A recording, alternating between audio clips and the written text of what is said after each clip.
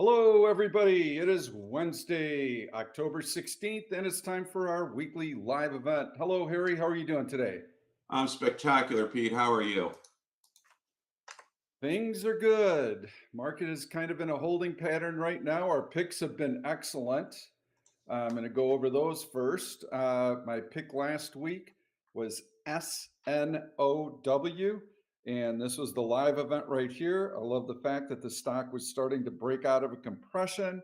You can see that when it took out the high from the prior day, the stock rallied up, gosh, I don't know, about 5 or 6 points the next day. It has since settled back down again, but there were some nice opportunities to make money there. I also gave you Oracle. Let's take a look at that. And that was when Harry's power cut out on him. Yes, that So was lovely.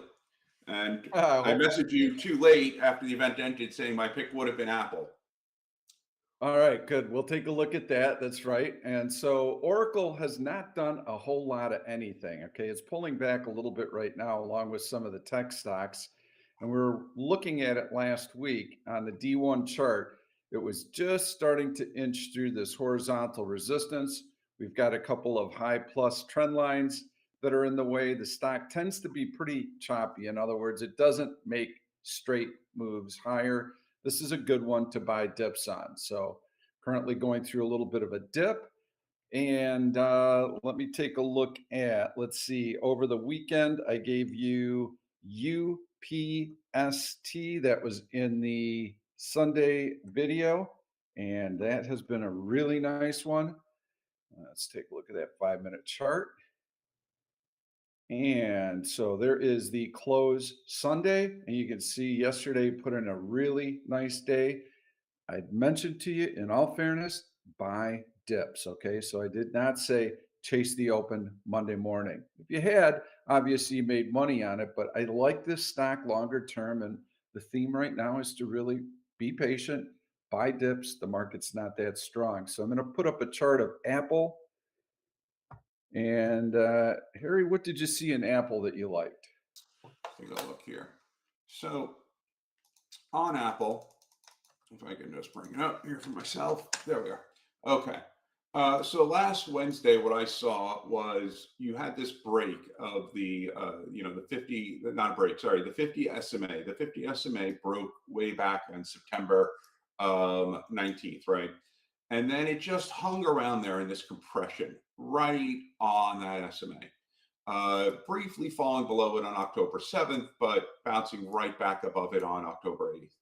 Then comes Wednesday, and you finally see Apple making this move to break out of that compression. So I was looking at Apple forming a new base, finally moving above. It was also hanging around the EMA 15.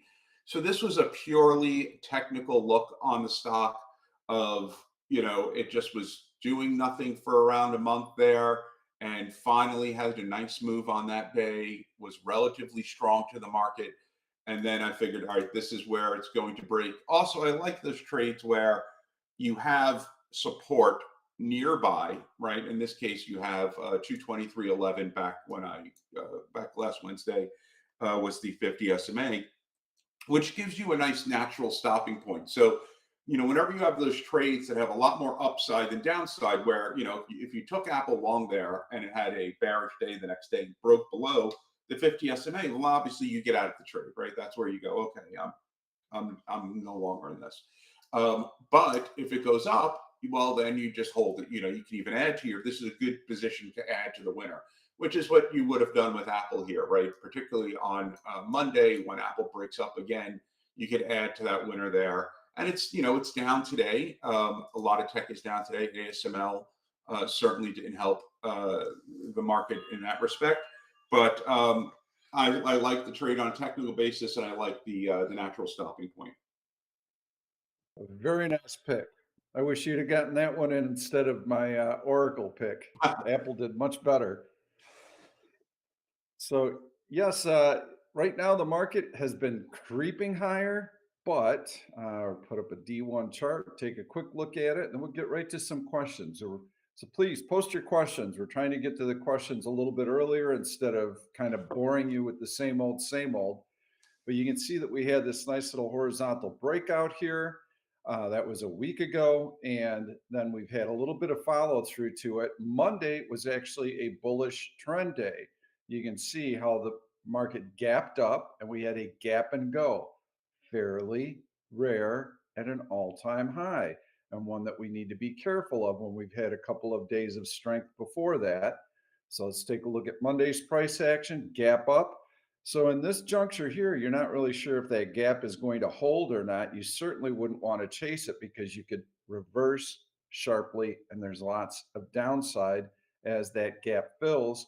You also start picking up some momentum. So if you get on the wrong side of a trade early here and the rug gets pulled out, not good. So you wait patiently and you get this dip off of the high and support at a VWAP, or excuse me, VWAP, and then there is a bullish engulfing candle off of VWAP. This is a nice entry point for your long positions. You waited patiently, and that was your opportunity. Not here, okay?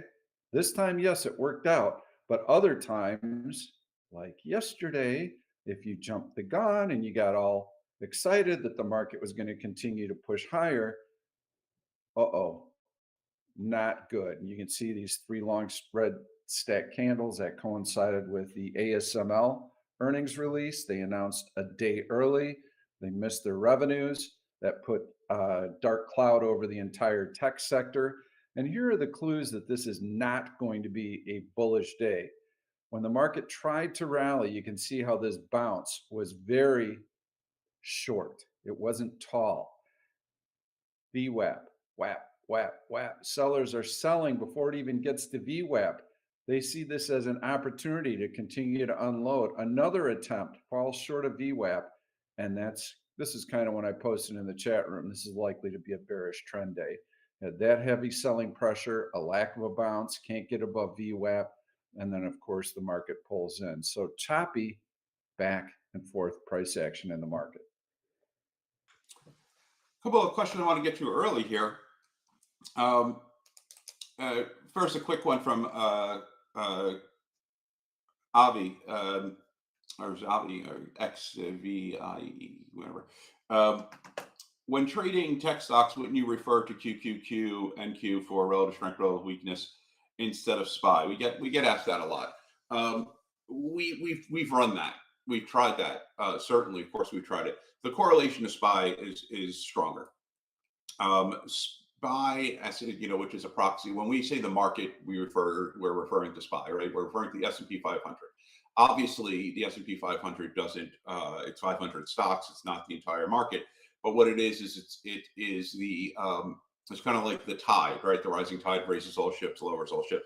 75% of all stocks will get pulled in the same direction as SPY.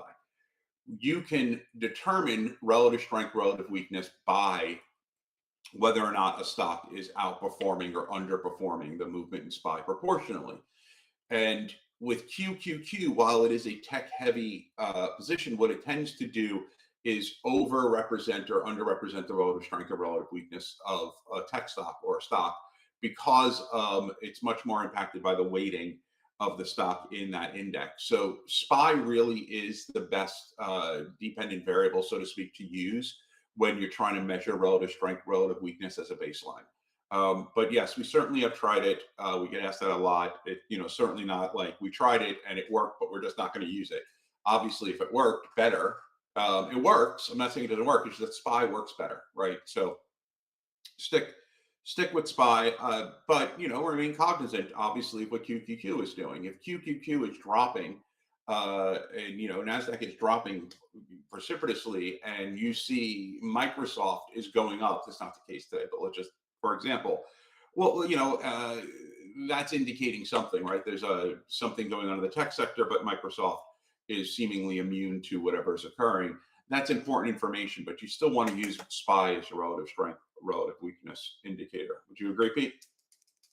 I do agree. And you can also see that if you compare QQQ to SPY, you can see that there are moments of relative weakness. And so when you have those moments of relative weakness, this tells me that if I'm going to be shorting, I should be favoring tech stocks. And if I'm going to be buying, I would be favoring tech stocks when I have relative strength. That's also going to bear out in the searches. If you just compared Apple or Meta to the S&P 500, you're still going to see those same stocks coming up. So I prefer to just do kind of a bottom up approach and look for that strength versus the S&P 500, look for the best stocks, and there's no need for me to have to compare it to QQQ. Absolutely. Um, so we got, I'll take some questions off one here, and you can maybe start to top on yours. Um, can you talk about the short that I did on AMD and the short I did on Tesla last week? Um, Look, those were, I get information through JPM, right? It's a benefit of having a very large account with JPM through Bloomberg. I communicate with them through the Bloomberg terminal and on the phone, and there's an entire desk of analysts there. Now, JPM, like any institution, can be wrong, right? They were pushing for me to go strong into ASML before earnings. They were clearly wrong on that. And I actually pushed back on it. I disagreed with them. I did not agree with their assessment on ASML. And so I just left it alone. Turned out, the next day, today, this morning, and last night, they were all like, oh my God, I can't believe how wrong we got it. However, they gave me information that said they believe that AMD would be a sell the news event. They From their information, and they felt that there wasn't going to be the run up had put a high bar on that event, and there wasn't going to be any announcement that was going to satisfy that bar. And they also were banking on Elon Musk not giving the timing that investors want him to give, which is that he's lost a lot of public trust in terms of the timing of his products. And so the only thing that would have satisfied investors would be to say that robotaxi would be ready within a year, right? So the moment he said 2026, that was game over. And when I get that type of information, which is not inside information, it's just information they collated through all of their analysts, and I agree with it, I share it, right? Because I don't believe it's fair that I have that information and other retail traders don't. So I share it, say, take it with a grain of salt. This is what I'm doing with it. It's not a technical trade. It's not what we do here, but it's just a benefit that I get. So I try to pass along that benefit to retail traders as well. And, that's what I did with those two trades. Obviously, both worked out perfectly. And also, as did not taking ASML. And it's just a matter of also trying to, I use my own personal experience and the information I have to discern whether or not I'm going to take that information. Like with ASML, I did not take that information. So that's that covers that. And You're I teach technical trading for a reason. up. Every single one of you can conduct technical analysis, That's because right. what we're doing is we're looking for clues of what the institutions are doing. Okay. And that bears out in price movement. When it comes to fundamental analysis, as smart as you think that you might be, you're not. Okay. So I would urge you not to do fundamental analysis, because you have large institutions. They've got satellite imaging of parking lots at shopping malls on Black Friday. They know how many freaking cars are parked there this year. They know how many cars were parked there the last year. They have all of these inroads into supply chain management. They know what component suppliers for Apple are producing. Okay. They know the granularity of every single company out there, and they spend billions of dollars getting this information. You don't have billions of dollars to spend on it. So for me personally, I just assume that I don't know anything about the company fundamentally. Of course, if an earnings release comes out, I read the earnings guidance, I read the balance sheet and the income statement. I get a feel for what the company's strength or weakness is. So, yeah, I want to be knowledgeable about it. I don't want to be blindsided, but I'm not going to pretend like I'm some fundamental analyst and some kind of guru that, oh, the market got it all wrong. That stock shouldn't have sold off. It should be rallying. Don't play that game. Just follow price action. Trust me, you'll be much better off doing so. Okay. You have a question, I'm sure. Let's see. Once you go to the top there, you got a bunch of questions from Ram Kumar. I did have one question for you on the challenge. That was the first question. Hey, how's the challenge going? Love to see the updated journal. Greetings from Vincent. Yes, I saw that. Like I said, when I was posting, I have the journal obviously on the challenge. The challenge is fine right now. I said it would probably be completed by the end of October. I'm sticking to that right now. Um, I post every single trade of the challenge, so it's not difficult for you to keep up with how the count is doing, how the trades are doing. Whenever I post a journal, I get slammed with around 20 to 30 different. Why'd you do this? What about this? How come you held there? Why didn't you hold this? Why didn't you hold that? It became such a pain in the ass.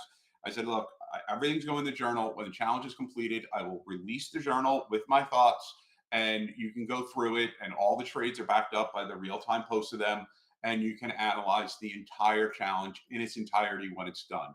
It just became a complete time slog to answer every single question as to why I held this call for this much longer than that call, and so on. So at the end, you'll get the full journal and see it. But in the meantime, you can keep up with the challenge, obviously, because I do post every single trade. I'm short DJT, which obviously turned against me today, but it's a very volatile stock. I rolled my LUNR calls. LUNR is probably going to be my pick of the week. Um, I am long SoFi. I still like SoFi, even though it's down today. I am short Tesla at the moment. It needs to break below 220. And I am long Oxy, which is going to be news dependent as we complete out this week. So we'll see how that goes. Couldn't keep up with all those, but I will say that what Harry does in terms of even posting a trading challenge is very unique because it's real time. And as he said, it is a pain in the butt to update. And then you've also got all the other commentary. Are you still in this trade? Are you in that trade? Why did you do this? Why did you do that? So, I my hat's off to you for doing it. Oh, yeah, it's a ton of fun. um, Especially when there's a loser, it's like, oh my God, I oh, yeah. followed Harry in on this trade. What was he thinking? Oh my God. You know what? It's fine. I can post like I took $30 profit per share on this trade, and I'll get like 10 likes on that and like one comment. Nice job. I could post like I took a 30-cent loss on this call option, and I'll get like a ton of comments as to why the hell did you do a stupid trade to begin with? And it is a thankless thing, but hopefully, and this kind of goes towards the the question that you have here on your let me see, where was it, um, where they're talking about the typical YouTube. Yeah, Mark W. Why these YouTube traders always come tatted up kid in his early 20s flexing rented Lambos, mansions. I don't need all that. If I could pay my bills, have a decent car and food, I'm good. And that's spot on, because one, obviously, don't trust any of those YouTube, you know, grifters out there, because it is a rented Lambo. It is, it's all marketing, right? And these people do nothing but try to sell you on some method that doesn't work. Um, what we're trying to do is exactly what you said. We're not trying to say, hey, you can turn $500 into 10 million overnight, or you can scalp this Momo stock. Hey, we told you to buy drug yesterday when it was at 5. No, you didn't. Um, what we're trying to do is, hey, this is a job, right? Like any other job. It just happens to be a very good job, but it's a job. It's a job that gives you complete control and the possibility for financial independence. And like any job that is worth it, it takes time, it takes effort. Think of how much time and effort you would put in at a regular company just to get up to middle management, like 5, 10 years sitting in a cubicle. What we're saying is, look, a couple of years of hard work where you're training, right? You're not going to see results right away. At the end of that, you should be prepared to have an occupation, to have a career where you have a budget where every month you're making X number of dollars, where you can count on that it's not going to be, oh, this month I lost 10,000, but this month I made 20. That it's a consistent job, consistent income. You can pay your bills, you can support a family, you can get insurance, all of that. That is the goal here. The goal isn't to get rich quick. The goal is that you have financial independence. You can be your own boss. You can work from home, work from anywhere that has a Wi-Fi, and have a dependable source of income by acquiring this skill. And it takes time, it takes effort, just like anything else does. But that's what we're trying to teach you. It's not as glamorous as the idea of take 500 and turn it into 50,000, but it is real. And so, yeah, you're not going to see rented Lambos here or anything like that, but you are going to learn an occupation, and that's what we're trying to impart. Quick note here, I like the market. We have a support level here. This is the 5-minute chart of the S&P. You can see that we just completed a bearish 1OP cycle. You would expect the market to go down. It did not. We've been making a series of higher lows. VWAP has been able to hold. We've got a bullish cycle starting right now. I expect us to make a new high of the day very soon here while we're doing this. Along the lines of rented Lambos and YouTube videos, we're trying to help you. I don't make jack crap off of these YouTube videos. You don't have to buy a single product from me, okay? Well, Pete sells this software. Pete has a chat room. You don't have to buy any of that. Come into the live events, watch the free videos that I produce on Sundays. I'm giving you the picks and I'm not charging you a flippin' penny, but I'm explaining to you why I like that pick. I'm giving you the market backdrop so that you can learn how to do this. I'm reviewing every single trade, just like we did today, so that you can see how they fared, good or bad. So we're just trying to teach you, period. We're not trying to bilk you for thousands of dollars. And that's what a lot of these YouTubers do is, oh, look at my car. If you sign up for my special book, I'm going to teach you exactly how to do this for only $2,000. It's just, you have to run from that stuff. SMCI was a question that I had from Chrissy, and I do like SMCI. Here's what I like about it. I like the fact that the 50-day moving average is coinciding with AVWAP-E. I like the fact that the stock has been able to poke above it. I'd like to see a little bit more strength here. I want some escape velocity from that 50-day moving average. And the way that I would get it is if I were able to move through this long red candle here. So I'm going to click GTC. I'm going to click the top of that. And now I have an alert line. And it looks like it might have been breached today, but that's kind of the level that it has to get through, that $50 level. And then, yes, I've got support here with a higher low, double bottom.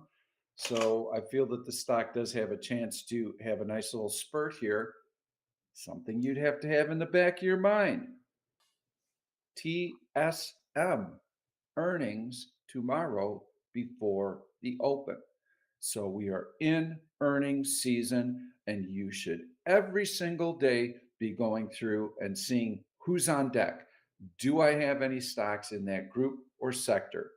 Doesn't mean that you have to exit those positions, but you need to be aware of them, because if you're tenuously hanging on to a position, maybe it's better that you take the position off and then see how the news plays out. If you really like it, you're aware of the situation and you want to hold through those earnings announcements.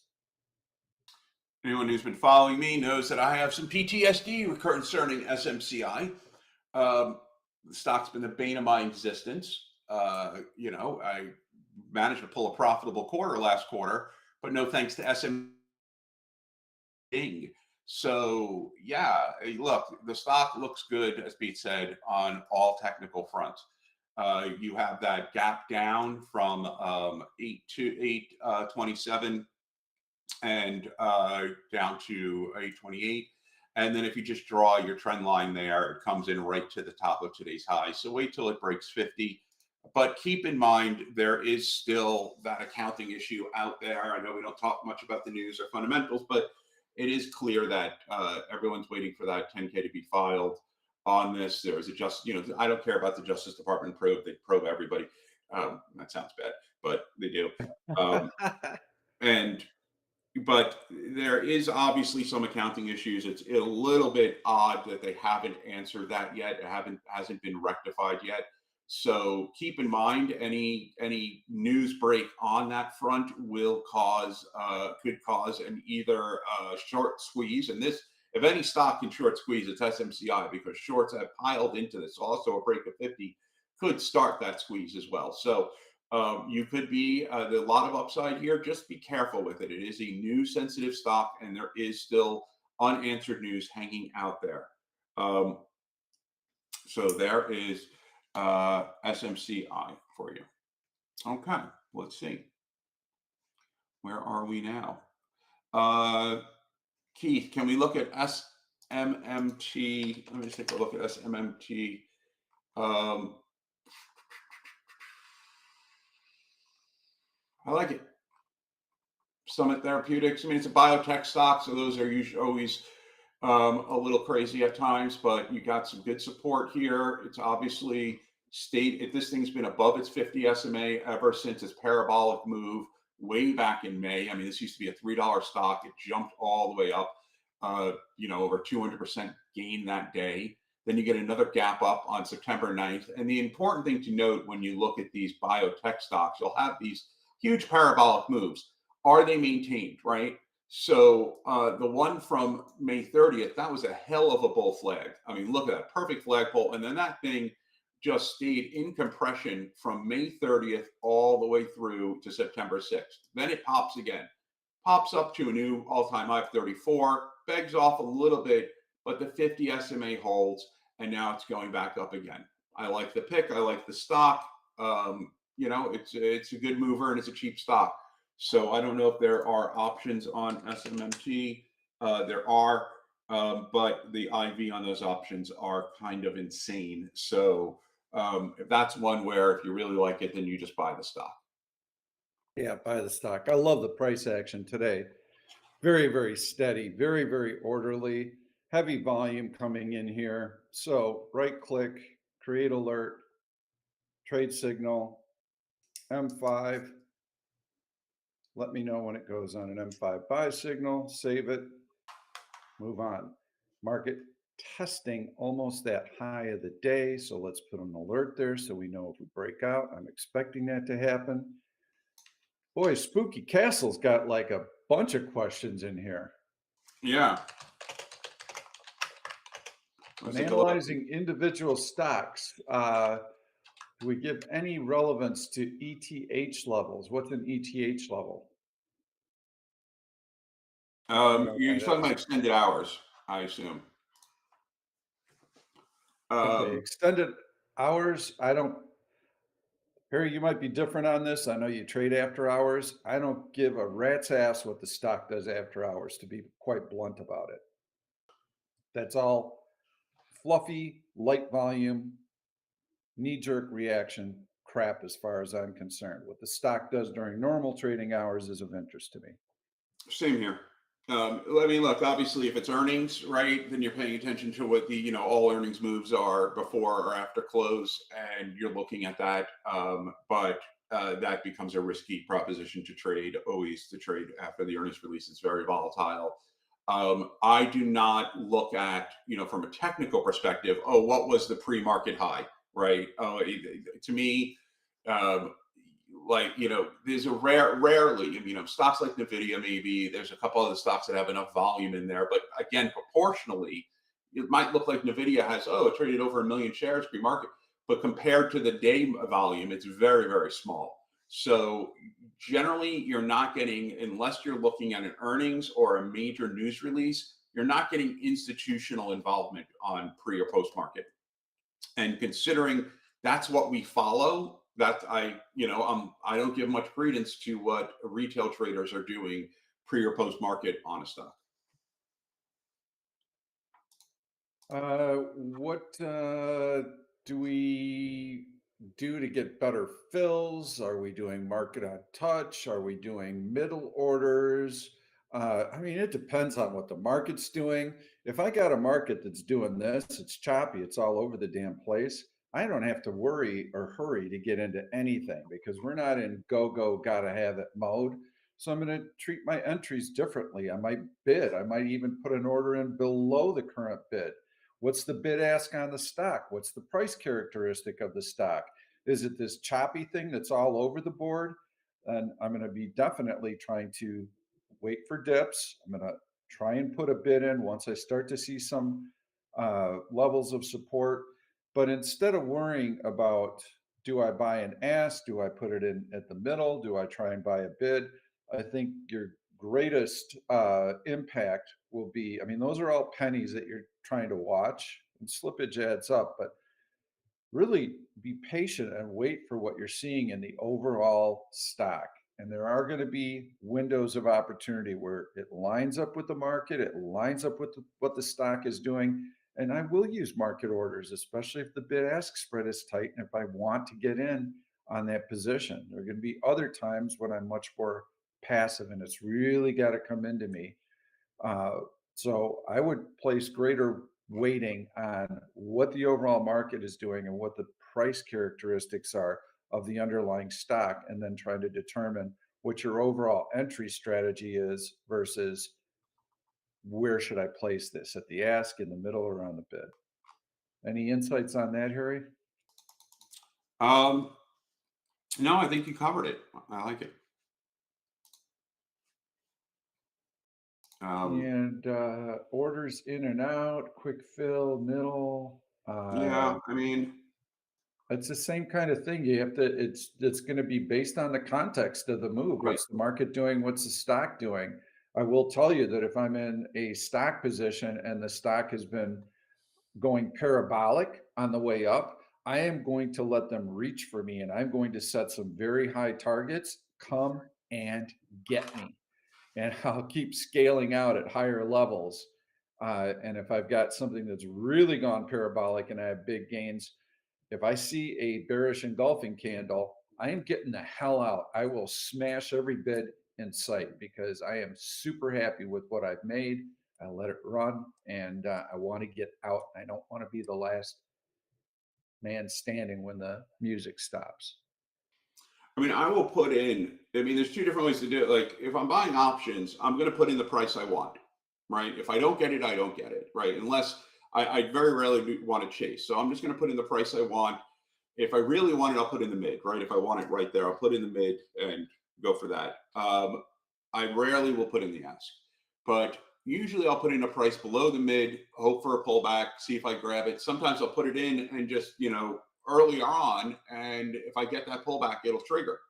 So if I'm buying stock, I'm generally doing it through JPM, and they'll just get me the best price. So it's a little bit different there. If I'm like, give me 50,000 shares of Tesla, they're going to go in and grab it for me at a good price. I don't have to tell them get it at the bid or here's the limit or do a market order. They just know to go in and get it for me at the price that is the best price that they can get it. And usually they do a good job. But yeah, I mean, look, don't chase. If you're doing options, look at, okay, this is the price I want. It's the bid is $5, the ask is 530. Could you get it at 515? Probably, but put it in at 5. See if it clicks. Now, if the thing is just running up, like Pete said, you got to look at the price action to see if you want to adjust that. Chances are, if you wait long enough, you'll get a nice pullback and be able to get your price. If you miss it, you miss it. But getting filled on these things 15, 30 cents higher than you should can sometimes mean all the difference between whether or not your average trade is profitable or not. Diego, you just stumbled across this, and oh my God, people are teaching without charging thousands of dollars. Welcome aboard. We do this every Wednesday. And how can you get a link to my Sunday video recordings? It's right on my YouTube channel, oneoption.com. You can see everything is dated on the thumbnail, so you can go back and see previous Sunday videos, subscribe to the channel, and then you'll be notified. Make sure you turn on your notifications You'll be notified when the Sunday video comes out. Okay. Also, Spooky Castle. You guys teach market first. Curious if you take the approach of the market ETF basket stock, meaning SPY trend is up. Do you ideally want to see the sector also trending up in support of taking a swing? It might be dampening to go long or short stock when the basket is trending against you. PS Pete, I've been reading your course, took a nice short yesterday using your teachings. Cheers. I'm glad that you were able to use the teachings that Pete put out there.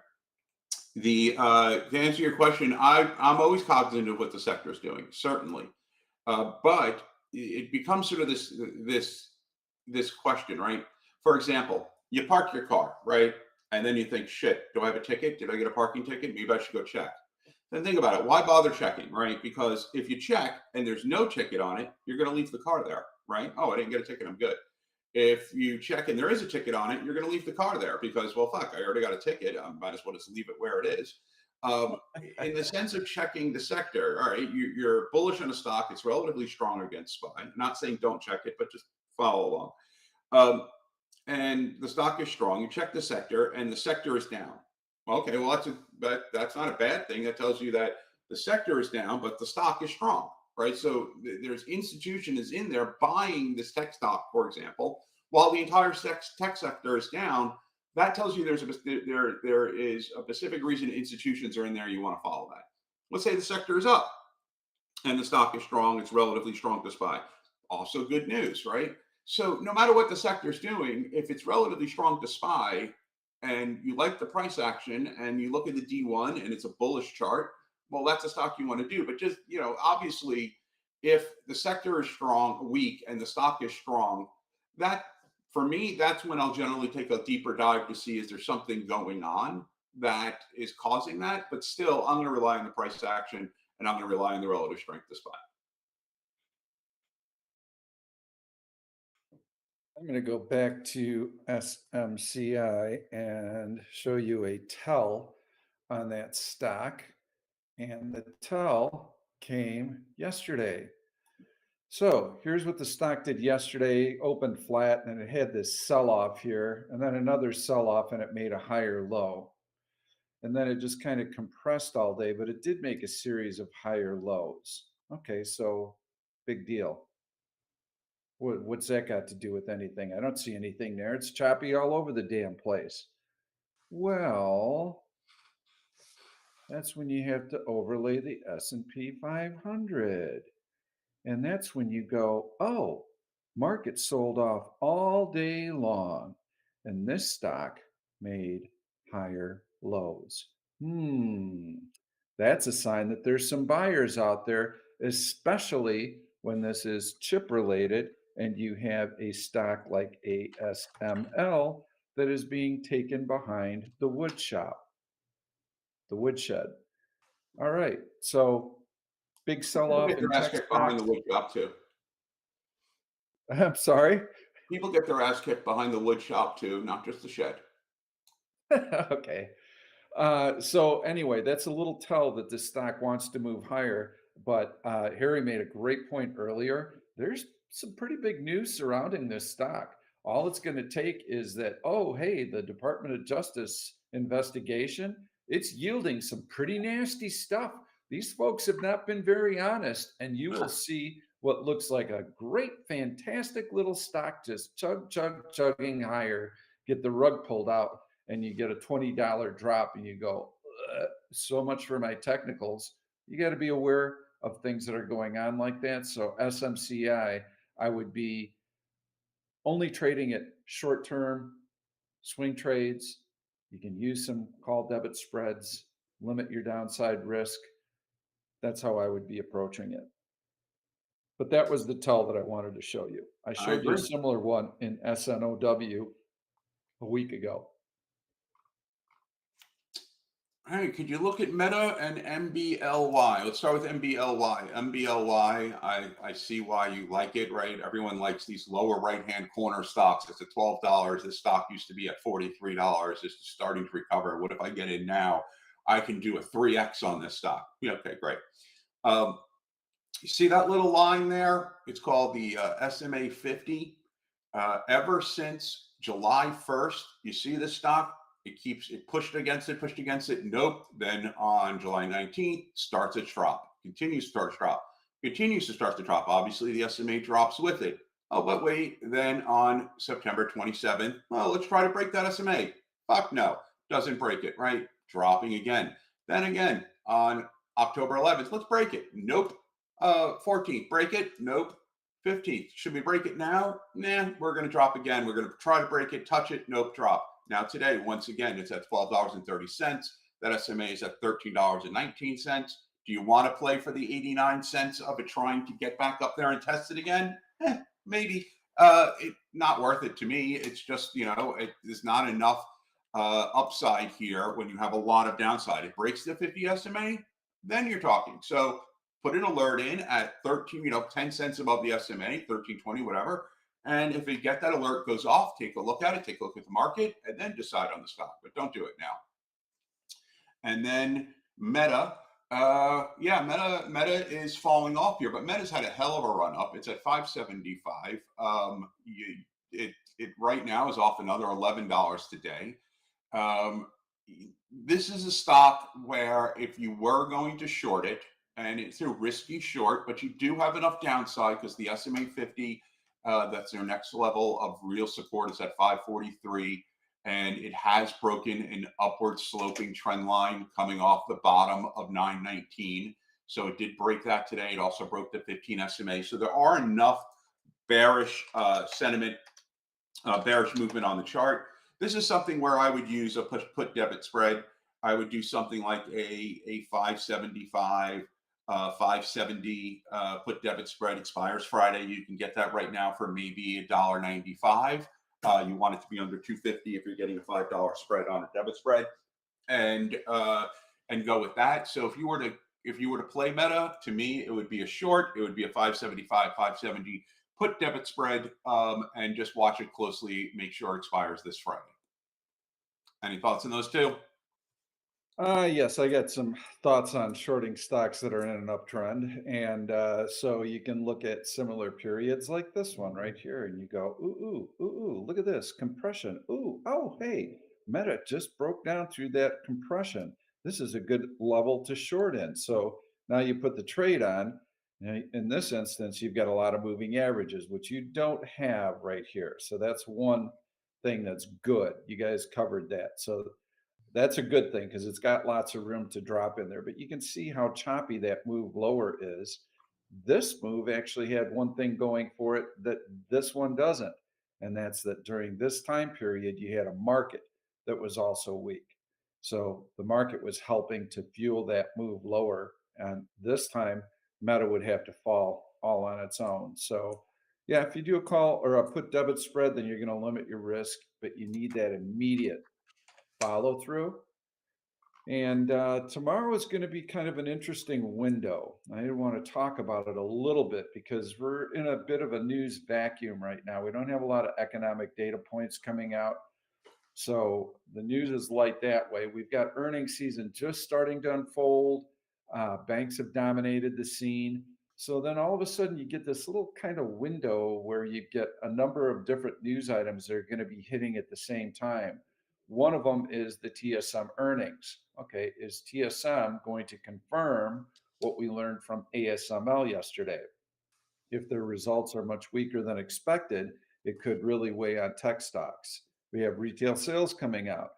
That's going to have implications for the retail sector. How healthy is the consumer? Then the third piece of news that we have coming out tomorrow, which I think is actually going to be pretty important, initial jobless claims. Typically not a big number to watch, but last week it came in at 258,000. That was a pretty substantial spike of about 30,000. Was it related to the hurricanes that have been wreaking havoc? We don't know. It was a one off number. What is that number going to look like tomorrow? And if it comes in north of 250,000, I think it's going to start to raise some eyebrows. So there might be an opportunity tonight to buy a straddle or a strangle on SPY overnight, looking for some type of move out of this fairly tight compression. So it's a little window where we've got a number of news events happening at the same time. And I think it's going to create a move one way or the other. I agree. I think a SPY straddle might actually be, and if you take a look, remember with straddles, what you're saying with a straddle, right? What you're essentially doing is you're saying the market maker is wrong, right? That's what it comes down to, right? Because the market maker has priced in a certain move, right? So let's say on SPY, and you want to do a straddle here and you do it just expiring tomorrow. It's a binary event. Is it going to go up or down? And so if you look at the current 580 puts and calls, and you again there, so you're looking at a on October 17th, and you buy the 580 call, you buy the 580 put, you get that for $3.26. So what you're basically saying here is the market makers are saying this market is going to move $3.25 up or down, right? And in fact, the calls are more expensive than the puts. Almost no IV here, so 12% IV, very low IV. So you know they're cheap options to buy. That's when you'd want to buy a straddle. So then it becomes a question of is this going to move the market more than $3 in either direction? If it does, your straddle is going to pay off. If it doesn't, it won't.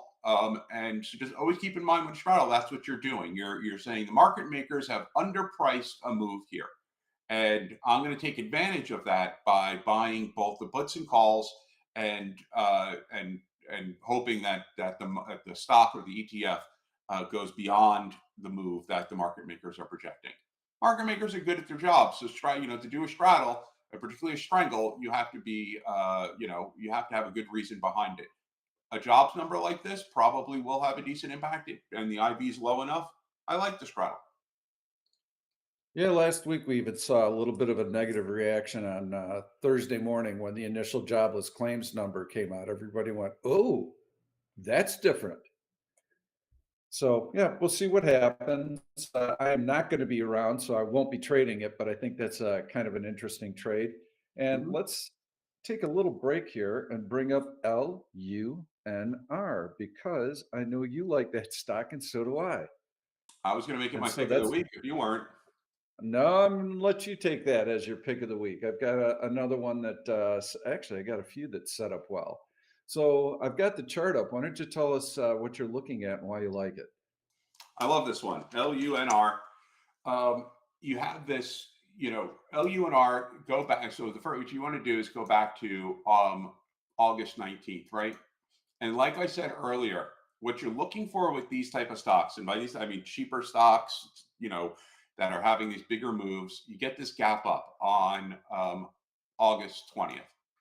Is that gapped up maintained? It gapped up through the 200 and 100 SMAs. So instant support is formed. And yes, it is maintained and held in a nice compression all the way up to September 18th, where September 17th and then September 18th, it gaps up again. Same pattern. It is holding that gap up, right? It is doing a great job staying above the EMA 15, dips it below it for 2 days on the 9th and the 10th of October. And then it's now starting once again its nice, steady upward trend.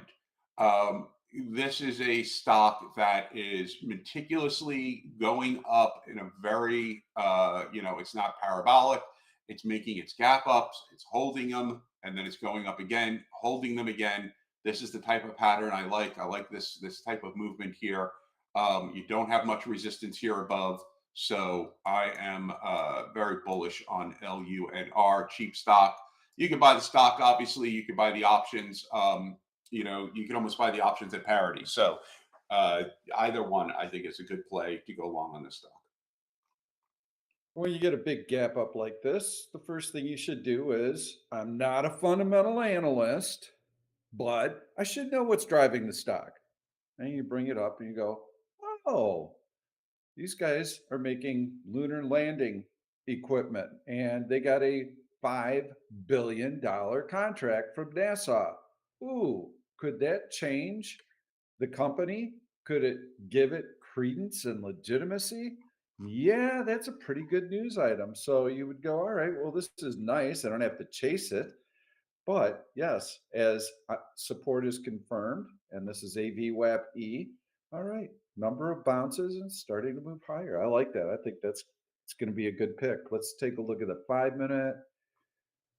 And so, yes, you've got this run up. You don't need to chase it. The market's not doing a whole lot of anything, although it is making a new high of the day. Okay, I just got that alert. So you don't need to chase anything in here. Hey, looky here. I got to pull back to VWAP, and now I'm back above it with the market making a new high of the day. This is a nice entry point. Absolutely. Um, and this is the type of analysis you should do on all, obviously you're suggesting stocks. We have a great, like 95% track record on the stocks you suggest, but do your own analysis on it. Look at why we're suggesting the stock. We're laying it out for you. But when you see a pattern like we just showed you, and Pete just showed you on the 5 minute, and I was showing you on the daily, um, recognize that pattern. And you should be journaling your trades, right? So if you're journaling a trade like LUNR, you would put in that pattern, right? You'd be, gap up, hold the gap up, hold the gap, strong to the market, bought it above VWAP. You put all that information in there. So the next time you see a similar pattern, you can start to go back and say, how has this worked out before? This type of pattern, how is this, done for me before? And over time, you're like, oh, I've done this trade 12 times in the past year, and 10 out of the 12 times it has worked. This technical pattern has resulted in a nice bullish move. That type of journaling, that type of recognizing the patterns over time gives you a lot more confidence in your trades, to hold your trades, to stay in the trades, all of that. We did have by the way, a question in the chat room from Chi. I need some life advice that I think is relatable to trading. I have a rather consistent, busy, scheduled lifestyle. And when a wrench gets thrown in sporadically, I feel it lingers on my mind and drags my performance down. These setbacks are beyond my control, yet I feel it's a heavy mental burden. Also, these setbacks have made me realize that I live in a very fast-paced world I can't afford to break. How should I approach such setbacks in life and or trading? Um, there's a general rule, right? And it's a difficult idea to wrap around. There are certain things in life you want to have your emotions guide you, right? Certainly in areas of love, right, or your children, or friendship. You don't want to be looking at that in the cold light of day of pure logic and stats and all of that. You want to be guided by your gut and by your instinct and by your emotions. And clearly, even there's a line, right? I mean, if you get angry, you get upset, you don't want to burn a bridge. You don't, you have to keep certain things controlled. But there are other areas in your life where your emotions are going to work against you. And the question becomes, what is your emotions adding here, right? Are they adding insight? Are they adding anything that's going to give you an advantage? Because when you're talking about your financial life, when you're talking about work, when you're talking about things you have to get done, anything that's going to impact your day-to-day living, it's all about a cost benefit analysis, right? It's all about, is this decision going to be a net benefit to me or a net loss? Is there going to be an advantage to me? And how can I make a decision that has the best likelihood of working out in my favor? So thinking about it like that, right? How well do you think your emotions can help you guide the calculus of that decision? It's going to throw it off, right? A lot of people say I had a bad day. And when I have a bad day, I trade badly. That is indicative of a symptom of a larger issue. And that issue is that you're looking at it at the extremes, right? And obviously on the extremes, the answer is simple, right? If you have a bad day, just don't trade that day, right? If you're having a great day, don't trade, either way. If you're on the extremes, don't stay away from anything that it can impact your decision. But if your decisions are that sensitive to your emotions, then it's also sensitive in the middle. It's just less detectable. And that means when you are, you just took a big loss, you're going to be more likely to maybe make a rash decision to try to get it all back right then. I think it was Winston Churchill who said, the best way to get yourself out of a hole is to stop digging, right? And your emotions will tell you to keep digging. So, what you have to train yourself, both in life and in this, is to differentiate where your emotions should be applied. And I get it, they're emotions, which means by their nature, they're hard to control. But that is exactly what you have to do. The most successful people I know have great control over their emotions, meaning their emotions don't guide their decisions. Their decisions are based on a very cold calculus of, is this the best decision? Is this not? Let me take stock of where I am. The more you can drain your emotions out of your trading and base it on what you see and what you're dealing with in front of you and the patterns and the price action and all that you learned, the better you're going to be. So it really is a question of emotional management than anything else. And one of the keys to that is that uh, you start very, very slowly. If you're learning how to box, you're not going to go into a ring with somebody who has been boxing for a long time with no headgear on. You're going to go in and you're going to learn how to spar. You're going to learn the basics. There's going to be some mistakes. You don't want to keep getting hit in the head 100 different times, and you're going to have very low level of confidence because you don't know what you're doing. So during those early phases, what you want to do is one share of stock. And it sounds so stupid. I can't even make any money. This isn't even worth my time. You're going to make a lot of mistakes, but what you're going to do is you're going to improve your success rate over time. Your knowledge is going to grow so that when you get to the point to where you're very proficient at it, your emotions will not come into play because on one share, you don't have any emotions. I don't give a rat's ass if the stock goes to zero. It's not going to mean anything material to me overall. But what that's going to do is you're going to start learning some really good behaviors. You're going to learn from your trade journals and your trade logs. You're going to get that track record and that win rate up to where once you're above that magic 75% win rate, now all of a sudden you're not afraid when you take a trade because you're expecting positive results because you've gotten to the point to where you recognize good trades from bad trades, and so you won't even think twice about it. So it's very important to put the time in and to remove emotion that way. Next question here. Well, a quick one here. Would you ever consider fading, shorting a move such as biotech, WVE? It seems like a potential good risk reward. It's a terrible good risk reward because let's say you short this parabolic move here. It's at 1474, right? You have no evidence to support that, right? So you're shorting it based on a preposition that it's gone up so much, it's got to go down. So that is your logic behind the trade. Your logic behind the trade is telling you it's gone up so much, it's got to retrace. Okay. The problem there is that as the stock, as the trade, if the trade moves against you, all it's doing is reinforcing the faulty logic.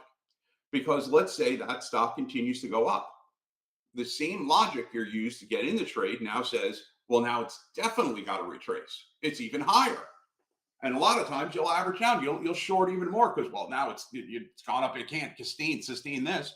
So when you go in with faulty logic, you can't exit because you're when the trade turns against you, it just starts to confirm that logic even more, that now it's even more primed to go down. So that becomes the problem with shorting or going longer, to anything without the evidence to back it up.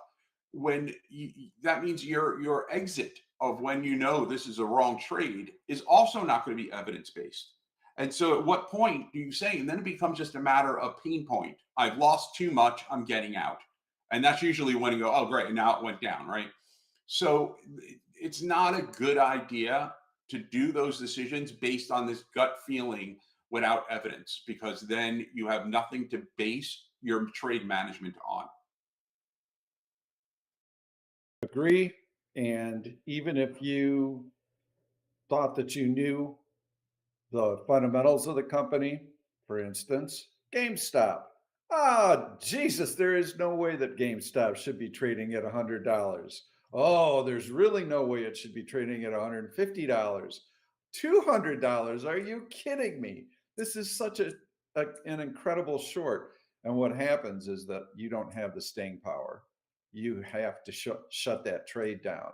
And so you have a massive short squeeze that feeds on itself because everybody that shorted it, as the stock goes higher, they're forced to cover it because of margin calls. You just don't have the staying power. So no, I would definitely avoid shorting biotech stocks. You don't know what the technology is or what they've discovered or what valuation the company should be at. In this case, I look at this and it tells me that it's been able to hold all the gains for the day.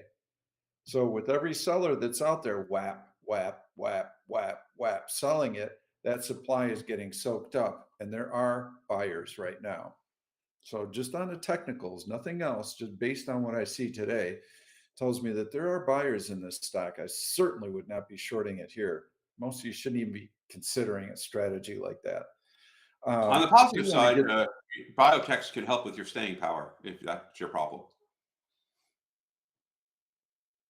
I do want to get into my pick of the day. We're starting to get pretty late here. I like LULU.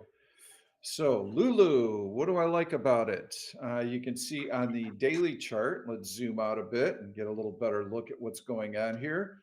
I like the fact that the stock has been able to make a series of higher lows. So it's got a nice little uptrend here. It's been able to get through horizontal Hmm. resistance. Love that. This is this is a lower right-hand corner, which normally we're upper right-hand corner. We like to buy breakouts and we like trend strength.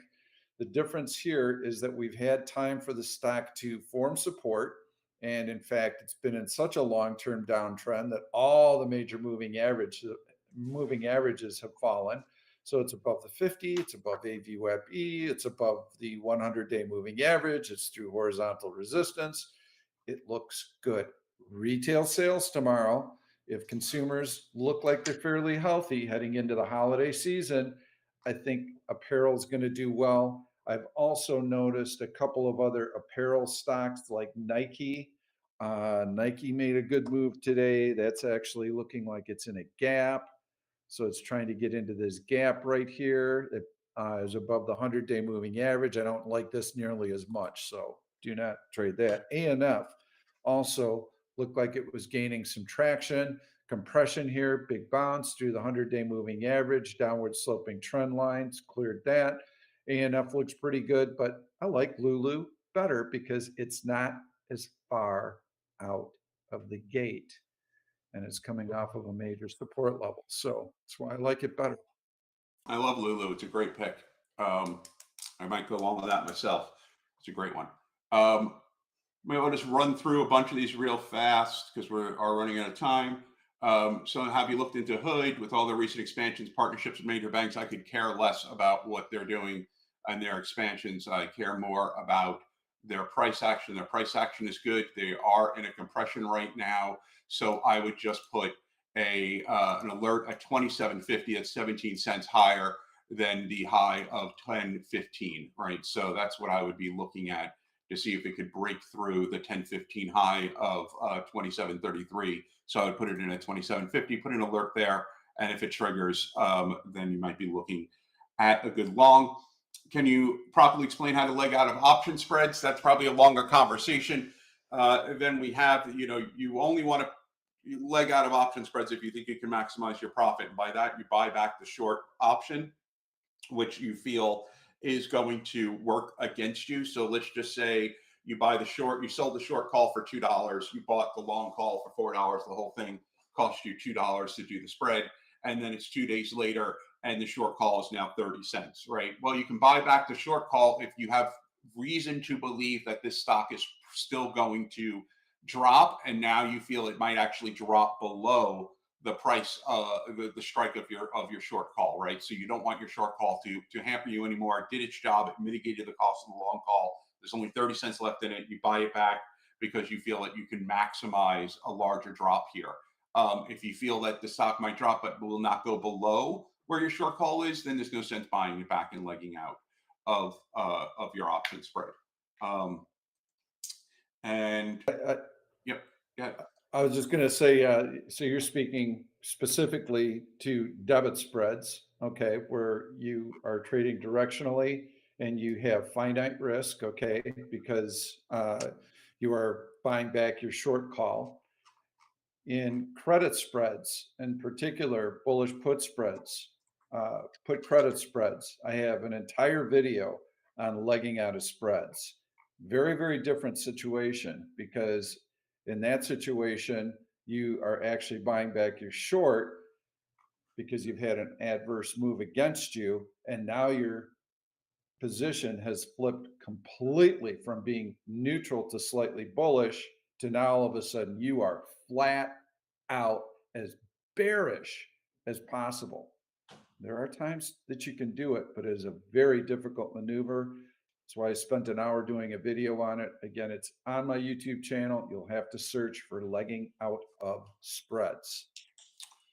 okay, real quick. MA and Docu, Luca, you always have great picks, so this is no exception here. These are great picks. MA and Docu are both great longs. The charts are self-explanatory. Love them. I like the way they're both set up. PLTR has had a hell of a run up. It is now, begging off a little bit. That EMA 15 is holding, but is still down for today. I would hold off on PLTR right now. Someone has a bullish put spread on Microsoft that expires Friday, 410, 415. I'd be careful on that one. I don't know if you disagree, Pete, but if you're in profit on that bullish put spread right now, I would take it. Microsoft has been very bearish at the moment. That support's still holding. You're still above your long put, but at your short put. But at the moment, I would, if you have profit on that, I would consider taking it, particularly with some, as Pete said, tech earning tomorrow morning that could impact the stock. So, would you agree? Would you take profit on Microsoft bullish put spread 410, 415 expiring Friday right now? 100% agree with you for exactly those reasons. It's ducked below that 200-day moving average. You got big news tomorrow. If TSM comes out and the news is negative, it's going to weigh on all tech stocks, Microsoft included, and you're going to be in trouble on that one. 100%. Tesla, I already talked about. How many contracts of an option can you buy that have zero volume before you have trouble exiting? Look at the bid-ask spread. The wider the bid-ask spread, the more difficult. You can always exit. Market makers will fill your order. It's just a matter of how bad the order is going to get filled. If you have a huge bid-ask spread, obviously credit spreads, debit spreads are the way to mitigate against bid-ask spreads.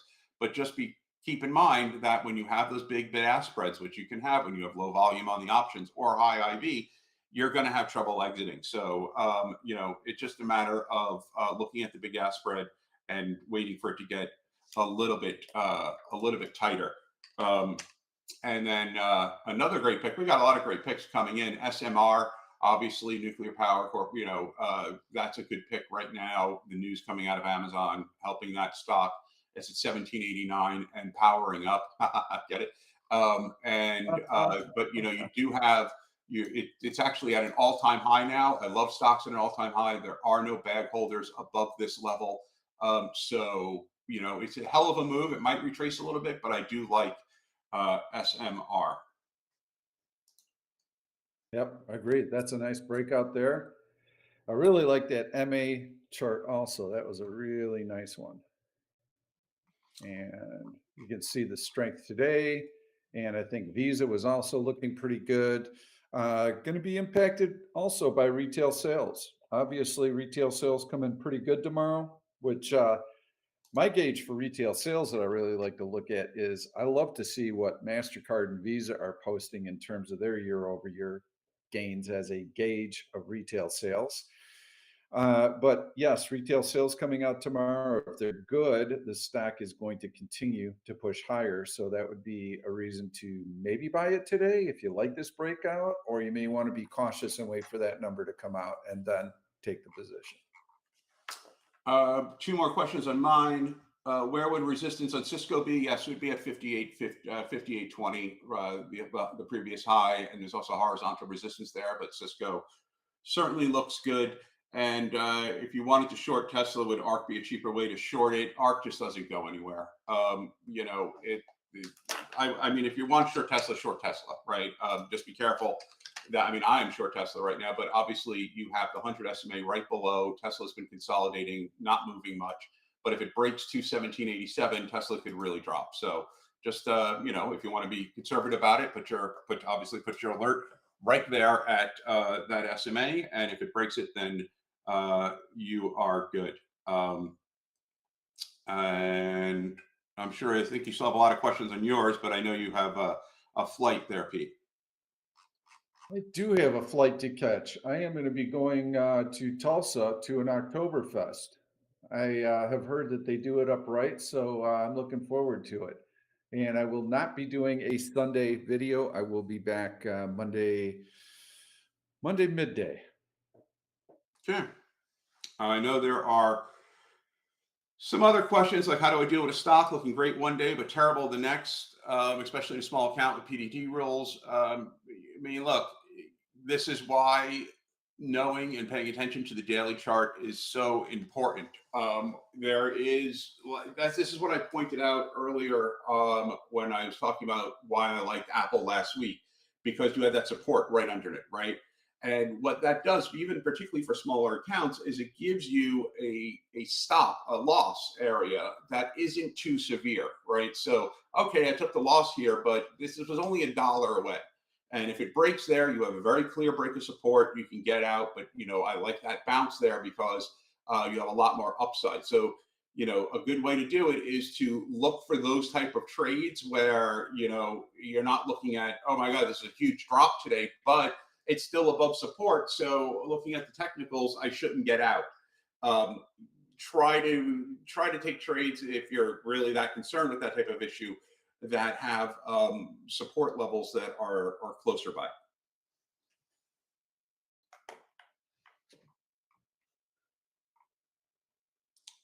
All right, you've got LUNR for your pick of the week. I have LU for my pick of the week. And both stocks look good. Watch the numbers coming out tomorrow. I think we could get a little bit of a market reaction. So should be a good trading day tomorrow. Apart from Yep. that, we will see you next Wednesday. Trade well, everybody. Absolutely. And if we Thank didn't you, get to Harry. any of your questions and you're in the one option chat room, post them in there. I'll be in there all week and I will get to them one by one. All right, everyone. Have a good week. Thanks. Bye now.